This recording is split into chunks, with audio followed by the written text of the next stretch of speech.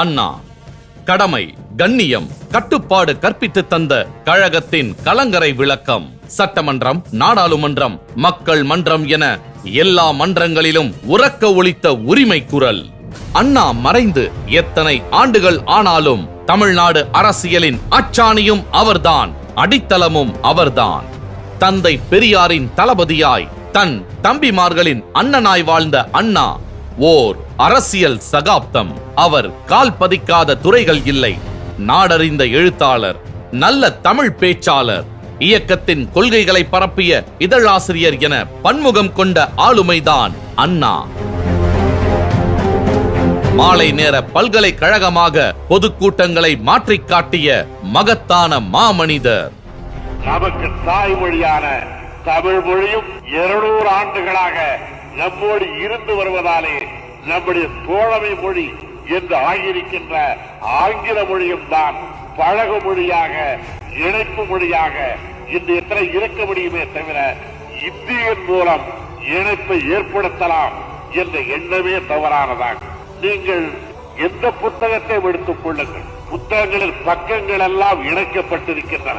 ஆனால் ஒரு பக்கத்திலே தான் இந்த இணைப்பு இருக்கிறது.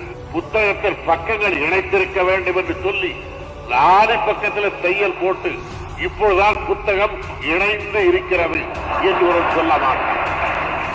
நீதிதேவன் மயக்கம், சிவாஜி கண்ட இந்து ராஜ்யம் என்று அவர் தீட்டிய நாடகங்கள் இன்றைய அரசியலுக்கும் தேவையான, மதவெறிக்கும் ஆரியத்துக்கும் எதிரான ஆயுதங்கள். புராணங்களும் சமஸ்கிருதமும் நிறைந்திருந்த தமிழ் சினிமாவில் அண்ணாதான் அழகு தமிழை அரங்கேற்றினார். புராணங்களை அடிப்படையாக கொண்ட சினிமா டைட்டில்களுக்கு மத்தியில் அண்ணாவின் வேலைக்காரி அழுத்தமான அதிர்வலைகளை ஏற்படுத்தியது.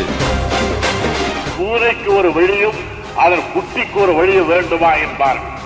ஒரு சுவற்றை துளைத்துக் கொண்டு ஒரு பூனை அப்புறத்திற்கு செல்ல வேண்டுமானால் அந்த தாய்ப்பூனை போகின்ற அளவுக்கு ஒரு துவாரம் கிடைத்து விட்டால் அதன் வழியாக அதனுடைய குட்டிகளும் போகும். இது தாய் நுழைய வேண்டிய ஓட்டை குட்டிக்கு இன்னொன்று தோன்றுகிறேன் என்று பூனை சொல்லாது. அதே போல உலகத்தோடு இணைந்திருப்பதற்கு ஆங்கிலம் போதுமானதென்றால் இந்தியாவில் பல பகுதிகள் ஒன்றாக இணைவதற்கு அந்த வழி இருந்தால் என்ன? ஆட்டுக்கு தாடியும் நாட்டுக்கு ஆளுநரும் தேவையில்லை என்ற அண்ணாவின் குரல்தான் இன்று இந்தியாவுக்கு தேவையான தீர்க்க தரிசனம்.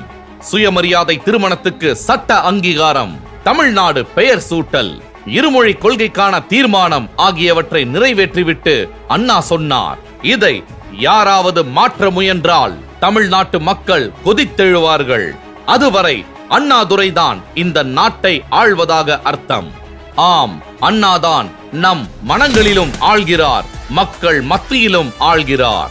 பேரறிஞர் அண்ணாவின் தம்பி முத்தமிழறிஞர் கலைஞரின் வழியில் நல்லாட்சி நடத்தி கொண்டிருக்கும் திராவிட மாடல் நாயகர் முத்துவேல் கருணாநிதி ஸ்டாலின் ஆட்சியிலும் அண்ணாவே ஆள்கிறார்.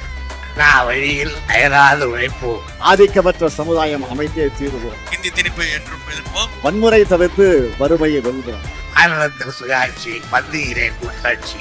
2026 சட்டமன்ற தேர்தலில் கழகம் வெற்றி பெற்று மீண்டும் நம் திராவிட மாடல் நாயகரே ஆளப்போகிறார்.